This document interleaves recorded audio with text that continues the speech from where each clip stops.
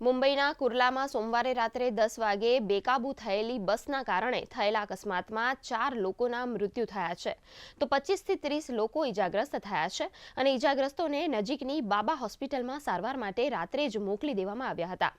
કુર્લાથી અંધેરી જઈ રહેલી બેસ્ટની બસે 100 મીટરના અંતરમાં આશરે 30 થી 40 વાહનોને ટક્કર મારી હતી। પોલીસે બસના ડ્રાઈવરની ધરપકડ કરી લીધી છે તેમજ એ તપાસ પણ શરૂ કરવામાં આવશે કે બસ કેવી રીતે બેકાબૂ થઈ।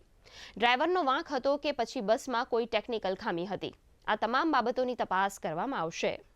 कुर्ला में बेस्ट बस वो अनकंट्रोल्ड हो गई और ड्राइवर ने कुछ व्हीकल्स को कुचल दिया। उसमें 25 लोग जख्मी हैं, 4 लोगों की डेथ हुई है। सभी इंजर्ड उनके ऊपर ट्रीटमेंट हॉस्पिटल्स में शुरू है। जिस जगह पे एक्सीडेंट हुआ वो जगह से वो बस को बीएसटीवी प्रशासन ने उसको मूव किया है। उसका आरटीओ इंस्पेक्शन होगा।